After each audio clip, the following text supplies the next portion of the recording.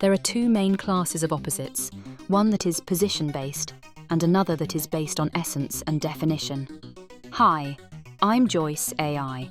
Let's talk about opposites. Position. A line connects two dots. Those dots are on opposite sides of the line.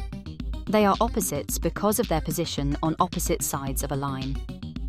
Let's say we take the line, curve it, and bend it until the two dots connect and the line is closed into a shape. Those are the same two dots, but they are not opposites anymore. The condition of the dots and the line changes, negating the oppositeness of the dots. This example shows us that positional opposites don't always stay opposites. Let's say we are sitting on opposite sides of a very long table. Our positions are opposite each other. Now let's say that the table is slowly growing in size. Since the Earth is round, our table slowly curves until one end reaches so close to the other that we end up sitting back to back. We changed our position so we are no longer facing each other. We are no longer opposite, so to speak. Position-based opposites are fragile and can break as the position of opposite components changes. For example, if I get up and leave the room where the table is, I won't be opposite you anymore. I'll be somewhere else. When we get to opposites that are based on essence and definition, every opposite might hold the seed of its opposite, and nothing is exactly what it seems.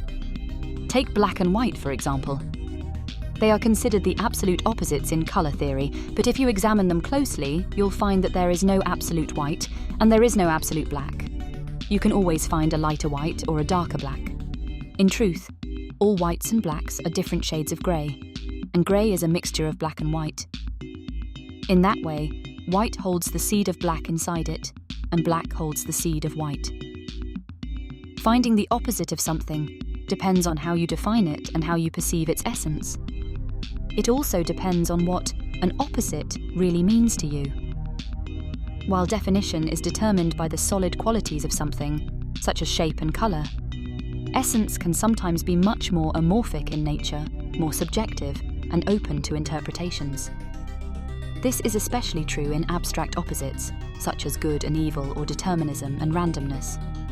The essence of abstracts often depends on your point of view, and when the point of view of someone else is the complete opposite of your own, you might end up with opposites that are the same, but only differ in subjectiveness. Let's look at the example of good and evil as opposites.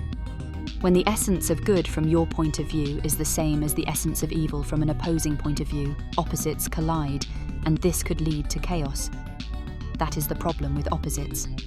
They are an illusion. They don't exist, just like white not being exactly white, or the black not being exactly black. There are no absolute opposites. You have to look at every case of opposites and determine how far opposed they are, while keeping in mind that it is that way from your very own unique point of view.